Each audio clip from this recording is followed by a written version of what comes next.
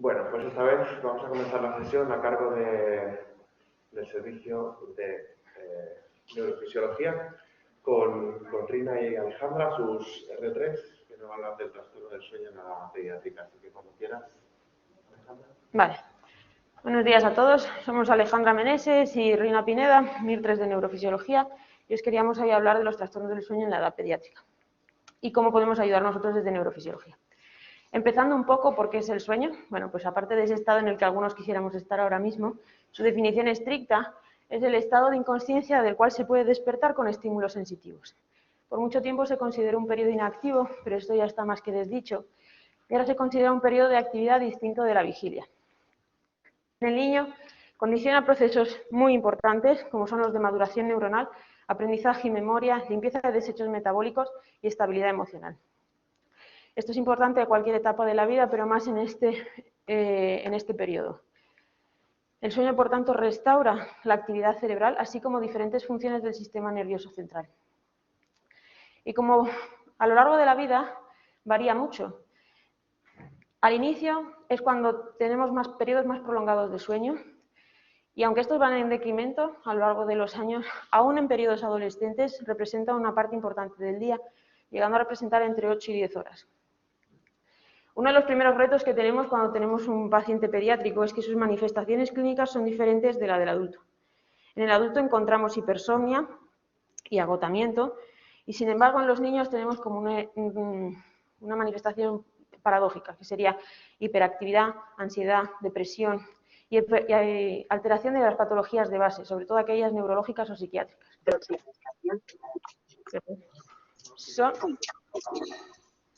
Son patologías. No pasa nada. Son patologías infradiagnosticadas por tres motivos.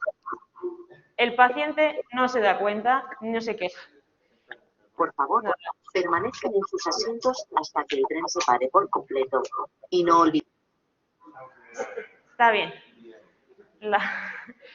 Lo segundo, porque el padre está dormido en estos periodos y muchas veces le quita peso a lo que puede estar pasando el niño en la noche. Y tercero, porque, y esto ya es un poco culpa nuestra, nosotros no preguntamos. No son solamente los pediatras y los médicos de atención primaria los que ven niños, son muchos especialistas los que ven niños, y aun aquellos que no los suelen ver, pueden tener hijos, nietos, sobrinos en casa, y estar pendientes de estas patologías es importante. Por eso hoy hemos querido hablar de esto hoy en la sesión. Lo que vamos a hacer hoy es hablar de la fisiología del sueño, luego de los trastornos y por último de cómo colaboramos nosotros desde neurofisiología. ¿De acuerdo? Hablar de la fisiología del sueño estrictamente no se conoce. Se conocen circuitos involucrados. En la vigilia hay un montón de circuitos activadores y se supone que en el sueño en no REM tenemos un montón de circuitos inhibidores de estos circuitos activadores. Y así producimos esta fase de sueño. El sueño REM es un poco más complejo. Pues en el sueño REM tenemos circuitos activadores y otros circuitos inhibidores que mantienen el cerebro en consciencia, pero con actividad en la corteza cerebral, cosa que no ocurre en el sueño no REM. A lo largo de la noche y de la vida el sueño cambia bastante. Cuando uno es más joven, sobre todo los niños recién nacidos, abunda sobre todo el sueño REM. Y este va cayendo a lo largo de los años y se va sustituyendo por más sueño de tipo no REM, que al inicio es más de tipo N3, profundo, y se va sustituyendo por sueño N2. A lo largo de la noche también tenemos una fluctuación, unos cambios en las cantidades de sueño y sus fases. Iniciamos con unos periodos de sueño N3, se sustituyen por periodos más de sueño N2 y por periodos más frecuentes y prolongados de sueño N3. De sueño REM, perdón. Las patologías de las que vamos a hablar hoy nos vamos a fijar, nos hemos basado en la International, en la ICSD-3, ¿vale? Es la que utilizamos sobre todo en nuestra consulta. No vamos a hablar de todas las patologías, vamos a hablar de aquellas que nosotros podemos colaborar, las más frecuentes y aquellas en las que nosotros podemos colaborar desde neurofisiología. Al contrario que en otros hospitales, este hospital cuenta con una unidad de sueño. Eso hace que nosotros podamos colaborar no solamente con pruebas, sino con una consulta donde podemos atacar otras patologías. Yendo a la primera, aquellas derivadas del inicio y mantenimiento del sueño, estas son fundamentalmente los insomnios. En el niño, el insomnio es fundamentalmente secundario a hábitos. Son muchos los hábitos que tenemos que cuidar en el niño, bueno, y en el adulto, para tener una buena calidad de sueño. Y para mí, el talón de Aquiles que tenemos ahora mismo en nuestra sociedad es, que precipita el insomnio en niños, sería la exposición excesiva a azúcares y a pantallas. Estas son abundantes a lo largo de todo el día, pero aún más en la noche. Y esto genera un estado de hiperactividad que dificulta, hiperexcitabilidad, mejor dicho, que dificulta tanto el inicio como el mantenimiento del sueño. De la segunda patología de la que vamos a hablar son aquellas respiratorias y nos vamos a centrar exclusivamente en el SAS. El SAS puede parecer muy evidente, pero el SAS no cursa con apneas en el niño fundamentalmente, sino con hipoventilación. Ese es el principal problema, el principal reto. La hipoventilación en el niño genera desaturaciones más severas y asocia hipercapnia. No genera microdespertares como en los adultos, pero sí asocia movimientos y cambios autonómicos. Y aunque no genere microdespertares, el padre nos puede generar estos microdespertares y distorsionar la arquitectura del sueño, porque cuando el niño más que hipoventilación tiene apneas, cuando ve al niño con la privación, lo suele despertar intentando sacarla de la misma. La causa fundamental sigue siendo la hipertrofia amigdalar, aunque está muy avanzada por la obesidad debido al aumento de la prevalencia de esta enfermedad en los niños. Su diagnóstico diferencial principal es con el ronquido simple y nosotros en la consulta solemos utilizamos el cuestionario de Chervin a la hora de ver el riesgo que tiene el paciente de presentar esta patología. Es un cuestionario, no voy a ir leyendo pregunta a pregunta, pues no quiero aburriros, pero básicamente aquellos que, cuando tenemos más de 8 respuestas positivas, el riesgo de estar presentando SAS es elevado. Terceras patologías, las hipersomnias. La hipersomnia es la incapacidad para mantenerse despierto o alerta en periodos de vigilia. En niños fundamentalmente tenemos las narcolepsias y la hipersomnia idiopática. Aún en conjunto, estas patologías son extremadamente infrecuentes en niños. ¿Bien? ¿Por qué las traemos hoy aquí? Bueno, porque para su diagnóstico son necesarias nuestras pruebas, pero además porque quiero recordaros cómo son las cataplegias de presentarse en estos niños. En niños, a contrario que en el adulto, la cataplegia es más de tipo facial. El niño cursa se queda puntualmente con los ojos semicerrados, con la boca abierta, la lengua protrudida, como veis un poco en esta imagen, y puede asociar movimientos masticatorios. Es una duda frecuente y por lo menos a mí me la genera. Este cuadro clínico dura unos segundos o muy poco tiempo y podría generar confusión o la duda de que fuesen eventos epilépticos, tipo ausencias infantiles.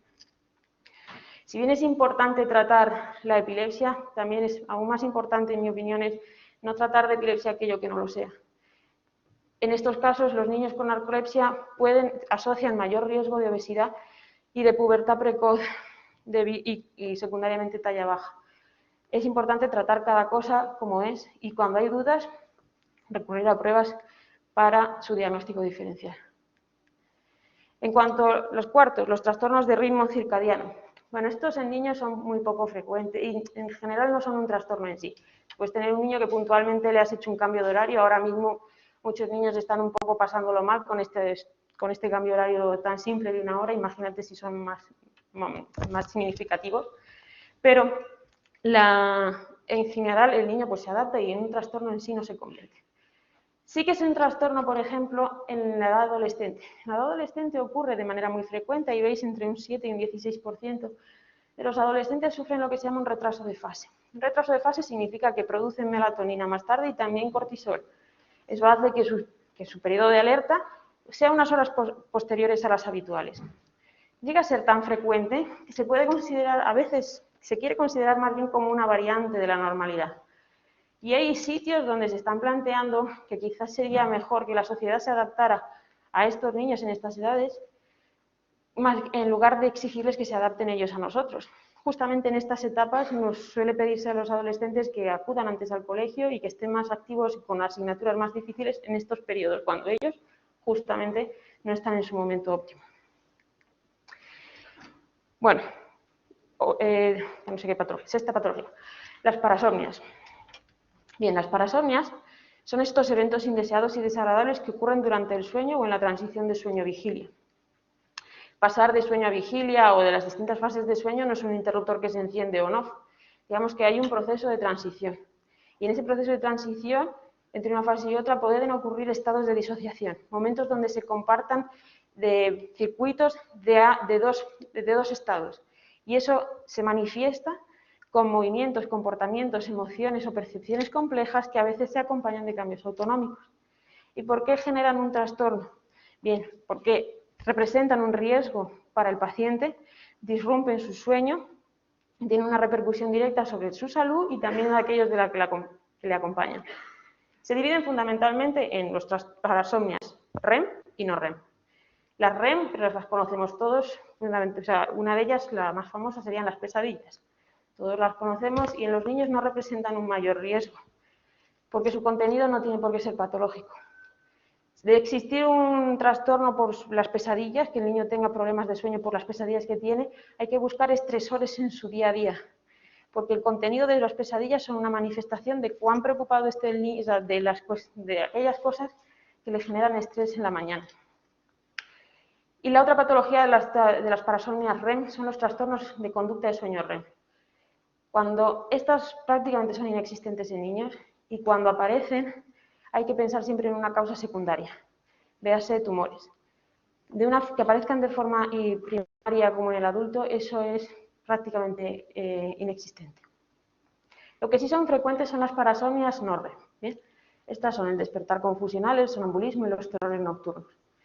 Suelen abundar en el primer tercio de la noche y generalmente se mejoran conforme el niño va creciendo. Lo que pasa es que sí pueden generar cierta disrupción. El sonambulismo puede representar un riesgo para el paciente. Los terrores nocturnos generan muchísima ansiedad en los padres. El niño muchísimas veces se levanta con un llanto incontrolable, difícil de apaciguar y que pues genera muchísima ansiedad. Y aunque el niño luego se olvida, no se acuerda de nada de lo que está pasando, pues sí que ha alterado un poco su sueño. Suelen pasar solos, pero bueno, de llegar a consultar, pues esto es frecuente. ¿Qué representa de reto las parasomnias? Bueno, las parasomnias, pues si bien pueden ser muy claras, porque lo cuenten muy bien, a veces son un poco abigarradas y sus movimientos no siempre no quedan claros. Y entre su diagnóstico diferencial podemos encontrar las epilepsias. Y nuevamente recuerdo el SAS. El SAS es una patología que asocia trastornos autonómicos y movimientos. Si el paciente, si a uno le cuentan una clínica que parece más de parasomnia y en realidad es un SAS que no cursa con apnea, si no tratamos ese SAS, si no sospechamos ese SAS, no vamos a conseguir que el niño mejore de nada. Y estaremos teniendo repercusiones porque el niño verdaderamente tendrá un sueño poco reparador y alteraciones durante la vigilia. Por último, hablaros de los trastornos del movimiento relacionados con el sueño. Bueno, estos fundamentalmente se diferencian de las parasomnias porque son movimientos simples. Bien, la parasomnia tiene, por ejemplo, suelen ser movimientos complejos. Y estos pueden ocurrir, los trastornos del movimiento, en cualquier momento de la noche, no solamente cuando tenemos una fase concreta. Fundamentalmente son los síndromes de piernas inquietas, los bruxismos relacionados con el sueño y los movimientos rítmicos relacionados con el sueño. El bruxismo, más allá del daño dental, entre que suele suceder solo, pues no tiene mayor riesgo. También los movimientos relacionados con el sueño tipo headbanging y head rolling suelen pasar solos. Lo que sí queremos hacer un poco más de hincapié es en el síndrome de piernas inquietas. El síndrome de piernas inquietas pasa muy desapercibido. Que un niño tenga pequeños movimientos en la noche, pues muchas veces no se considera nada patológico. Y el niño, al contrario que el adulto, no lo va a manifestar con sensación de desasosiego en las piernas, ¿no? No va a ser como dolor, lo que cuentan muchas veces los adultos.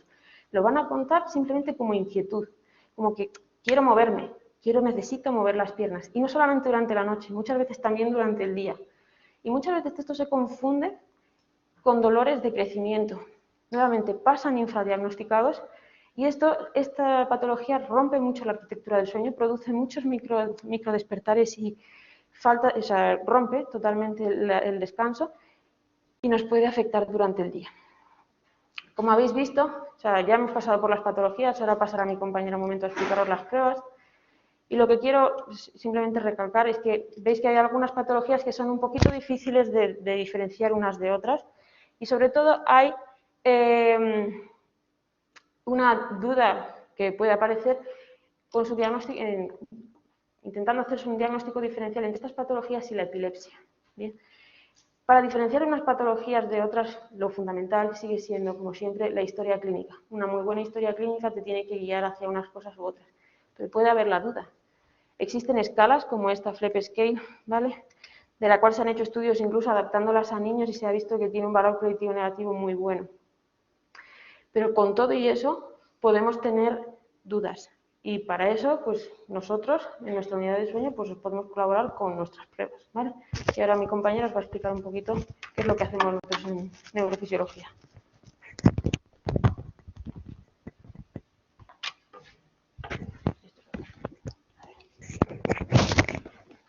Vale. Hola, muy buenos días. Mi nombre es Rina Pineda, soy residente de tercer año de neurofisiología y pues continuando, pues les quiero hablar sobre lo que es la polisomnografía y cuáles son las indicaciones en los trastornos del sueño durante la infancia. Pues muchos aquí no sabrán lo que es una polisomnografía, pues comentarles un poco de manera general que este es un estudio neurofisiológico que se realiza en las unidades de sueño. Lamentablemente no hay laboratorio de sueño en todos los hospitales porque por lo que no se puede hacer una polisomnografía porque es realmente intrahospitalario.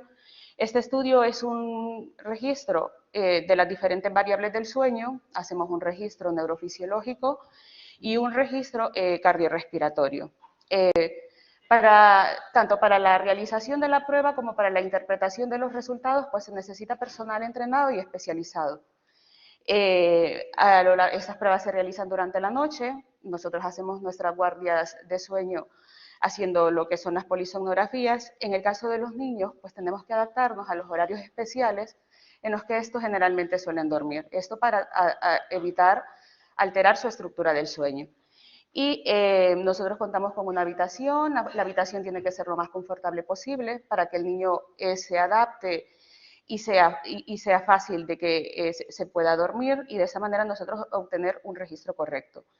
Es una prueba muy útil para lo que son el diagnóstico de patologías del sueño y es el gol estándar para el diagnóstico de lo que son los trastornos respiratorios. ¿Qué nosotros evaluamos? ¿Qué nosotros colocamos? Pues en la polisomnografía nosotros evaluamos muchas variables. Como les digo, las variables neurofisiológicas, hacemos un electroencefalograma, colocamos electrodos en la cabeza para ver el registro, el registro electroencefalográfico y aparte nosotros también tenemos otros electrodos, electroculograma, electromiograma, que los colocamos en los músculos de mentón y en los tibiales, colocamos bandas abdominales y torácicas para ver lo que es el esfuerzo respiratorio, hacemos un registro de sensores del flujo aéreo y de la temperatura para ver la parte respiratoria, colocamos pulsimetría, electrocardiograma, sensor de posición corporal y hacemos una grabación vídeo continua durante toda la noche para poder correlacionar lo que estamos registrando con algún evento de algún tipo de movimiento que el paciente realice por la noche. Pues esto es lo que nosotros vamos registrando a lo largo de la noche. Como pueden ver, son diferentes canales. Aquí tenemos,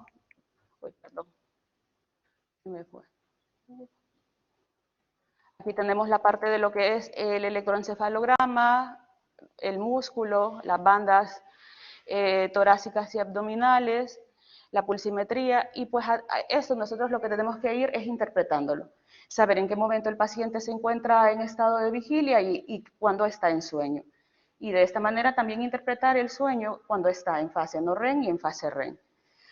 Saber identificar cuando el paciente presenta alteraciones de lo que es alteraciones respiratorias, saber clasificarlas, si hay movimientos de piernas, pues con esto pues, obtenemos mucha información.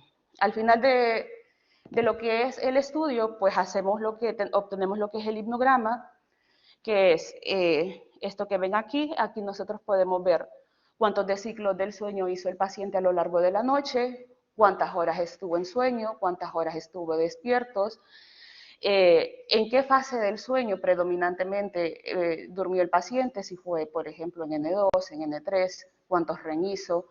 También nos da información acerca de qué tipo de eventos respiratorios presentó a lo largo de la noche, Si tuvo movimientos de piernas, pues después el neurofisiólogo, que es el encargado de la unidad del sueño, se encarga de hacer una interpretación y realizar un diagnóstico. Aquí solo les traigo un cuadro comparativo para hacer una diferenciación entre lo que es la poligrafía y la polisomnografía, que son dos estudios que se utilizan para el diagnóstico de trastornos respiratorios del sueño, que es el SAS, y decir de que al ser la polisomnografía un estudio complejo y que se realiza a nivel hospitalario, pues realmente no se le realiza a todos los pacientes que nosotros quisiéramos. Y para eso tenemos que contar con pruebas diagnósticas complementarias o alternativas como ser la poligrafía. La poligrafía pues es más fácil, es más accesible para el paciente, se realiza a nivel domiciliario, pero la única desventaja con la que cuenta esta es que no cuenta con la parte neurofisiológica, o sea, no se sabe detectar cuando el paciente está en estado de vigilia o en estado del sueño. Y es por eso de que muchas veces los resultados que se obtienen o pueden ser infradiagnosticados o se les puede dar un valor mayor a lo que son estos eventos respiratorios. Por eso la poligrafía se utiliza o cuando hay un diagnóstico muy bajo de SAS o un diagnóstico muy alto, pero en los casos intermedios o que están en relación con otras patologías, de primera instancia lo que se indica es realizar una polisomnografía. Ahora, las recomendaciones. ¿Cuándo recomendamos hacer una polisomnografía? Pues a lo largo de la vida, desde la edad neonatal hasta la adolescencia, de manera fisiológica. Bueno, de manera fisiológica existen cambios a lo largo de lo que son las fases de sueño, diferentes etapas. Entonces, los trastornos del sueño van a ser más prevalentes en ciertas edades que en otras. Aquí les traigo algunas recomendaciones que se dan, bueno, en las edades neonatales y lactantes. Vale, estas son indicaciones en las edades neonatales y en lactantes, y aquí algunas recomendaciones de la polisomnografía en niños. Las más comunes que nosotros estudiamos pues son lo que son las sospechas de narcolepsia, que ya como ha dicho Alejandra pues son poco prevalentes en infancia, diagnósticos de epilepsia relacionados con el sueño y su diferenciación con parasomnias atípicas, síndrome de piernas inquietas, la sospecha de trastornos respiratorios durante el sueño y el insomnio. El insomnio no siempre se le realiza, no siempre se le debe de pedir ese estudio, pero en los casos en los que tenemos nosotros que no estamos totalmente seguros de que sea un insomnio como tal, o que esté en relación con otra patología, o que no responde al tratamiento adecuadamente, pues sí se le puede pedir este estudio. ¿Qué nos posibilita la polisomnografía? Pues detección de eventos cardiorrespiratorios, como les comenté antes. Para los trastornos respiratorios es el gold estándar para el diagnóstico de lo que es el SAS. También nos posibilita identificar perturbaciones de la estructura del sueño e identificar episodios paroxísticos anormales. Los trastornos respiratorios, pues la polisomnografía realmente se debe realizar en todos aquellos pacientes pediátricos en los que presenten previo a una intervención quirúrgica. Ya sabemos que, como les comentó Alejandra, la hipertrofia de las amígdalas es la principal causa en un 70% que se relaciona con el SAS, y intervenir estos pacientes pues mejora hasta en un 80%, se recupera del SAS. Entonces, es adecuado de que a estos pacientes, previo a la intervención quirúrgica, se les realice una polisomnografía y posteriormente a la intervención quirúrgica también. También en pacientes que aparte de presentar el SAS, pues presenten obesidad, anomalías craneofaciales, desórdenes neurológicos como ser el síndrome de Prader-Willi, el síndrome de Down, pues viene recomendado hacer la polisomnografía.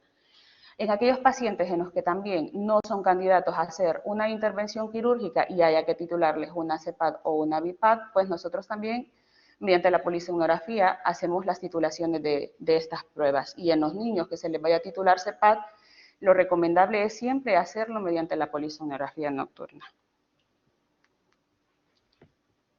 Voy para atrás. Ajá.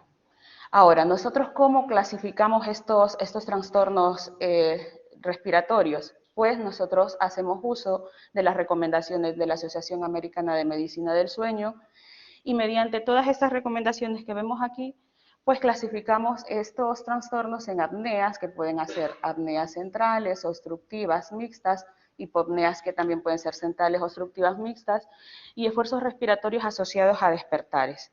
Aquí traigo algunos ejemplos para que vean. Aquí tenemos un ejemplo de una hipoapnea obstructiva, como nosotros lo identificamos y cómo lo vamos marcando a lo largo de la noche, una apnea obstructiva y un tipo de apnea central. Esta es una tablita para hacer una diferenciación entre el SAS del niño y el adulto, pues los criterios de SAS del adulto no nos sirven para el niño, porque de manera clínica se manifiestan los dos de manera diferente, y en los niños, pues como les digo, el 80% mejoran después de una intervención quirúrgica, y solo un pequeño porcentaje son candidatos para colocarles la CEPAP. En la narcolepsia, pues aunque es una patología poco prevalente en la infancia, pues más que todo la polisonografía, cuando hay una sospecha ya sea de narcolepsia o que nosotros queremos hacer un diagnóstico diferencial con las epilepsias, pues viene bien hacer una polisonografía. Estos niños los citamos, hacemos por la noche la polisonografía y al siguiente día hacemos un test de latencias múltiples. Se tiene que cumplir ciertos criterios, aquí nosotros lo que valoramos es la latencia mínima de sueño, y dependiendo de eso, pues nosotros vamos a ver si es un tipo de narcolepsia, aparte que apoyándonos de otros estudios, como la hipocretina nítido-cefalorraquídeo, la HLA, y de esta manera pues hacemos el diagnóstico. En las paraciones infantiles, pues no se recomienda hacer la polisonografía en todos los casos, se recomienda en aquellos casos en que es una parasomnia atípica o en los casos que nosotros queremos hacer un diagnóstico diferencial entre parasomnias o un tipo de crisis epiléptica. O cuando las parasomnias ya están repercutiendo en la vida de los pacientes que ya están presentando algún comportamiento muy violento que puede hacerse daño él mismo o a las personas de su entorno, que ya está teniendo consecuencias a nivel social o familiar, que se encuentra asociado a síntomas neurológicos, psiquiátricos o de enfermedades sistémicas, pues sí vendría recomendado hacer una polisomnografía. En el síndrome de piernas inquietas, pues el diagnóstico realmente es clínico. La polisomnografía no es una prueba diagnóstica como tal, pero sí es una prueba de apoyo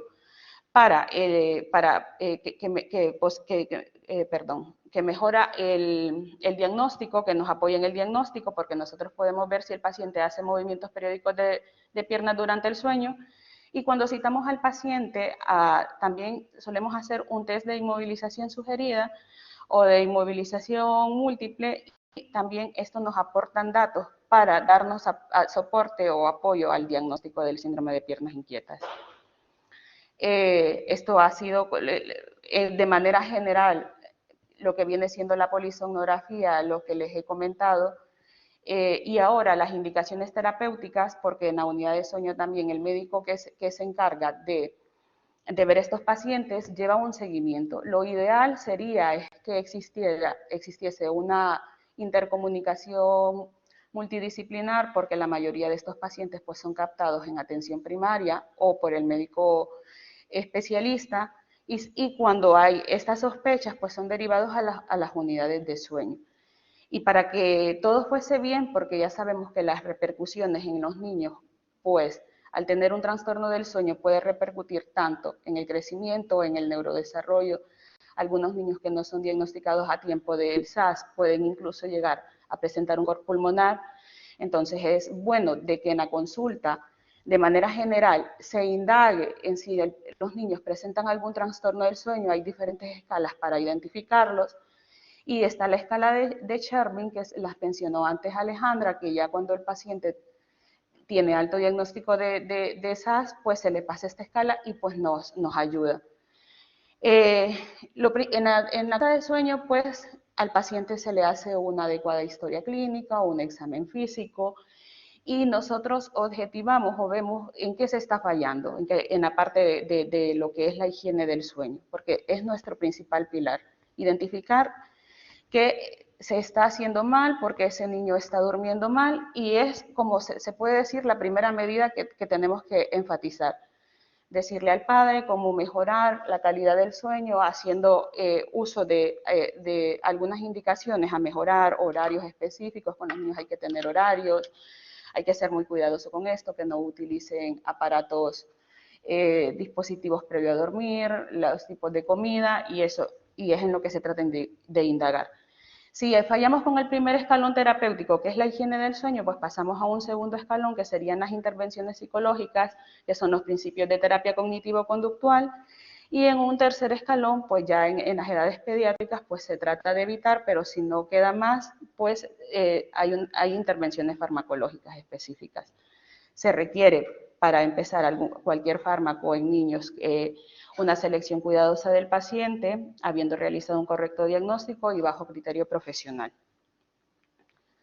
Aquí pues solo algunas de las recomendaciones de las medidas preventivas de los trastornos del sueño, que no se las leeré todas, pero que son las pautas que se le indaga tanto al padre como al paciente que debe cumplir para mejorar lo que es la estructura del sueño, y con esto pues realmente se obtienen en la mayoría de los casos buenos resultados. Y solo hablarles un poco de la melatonina, que es uno de los fármacos que más utilizamos nosotros en la unidad del sueño, que aunque no hay evidencia científica, porque realmente se constan con pocos ensayos clínicos, estudios experimentales sobre el uso de la melatonina en niños de 6 años, pues sí, a partir de los 6 años, desde los 6 años a la adolescencia se suele utilizar y va bien. Eso sí, tiene que ser, si se utiliza la melatonina debe de ser químicamente pura, administrarse siempre a una misma hora y siempre estar bajo la supervisión del médico tratante, ya sea el pediatra o el médico encargado de la unidad del sueño. Se le aconseja a los padres o se les dice previo a inicio del tratamiento de que puede presentar algunos efectos adversos que no son muy graves, puede presentar dolor de cabeza al inicio, mareo, sensación de frío, que si ve que no tolera la melatonina, pues comunicarlo y ver otras opciones terapéuticas. También se les enfatiza de que algunos preparados de tiendas o productos naturales no vienen bien, entonces evitarlos en el niño, más que todo porque tienen contaminantes dañinos de origen animal. Y aquí solo lo mismo, comentar de que la Agencia Española de Medicamentos y Productos aún no tiene autorizada la melatonina para el insomnio pediátrico, que sí se utiliza a partir de los 6 años y que es el médico quien decide pautarla, y el momento de retirarla también es el médico tratante quien decide el momento de retirarla, ya sea o porque le ha ido bien en el tratamiento, porque no ha funcionado y se buscan otras opciones terapéuticas, o porque ha presentado efectos y no la tolera. Y pues, este es el fin. Si tienen alguna pregunta, pues aquí. Muchas gracias.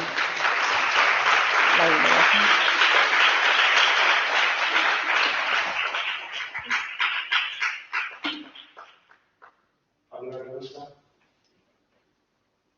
Vamos a la entrevista. Bueno, pues muchas gracias, chicas, bastante interesante. Y al resto, gracias por asistir. Nos vemos la semana que viene.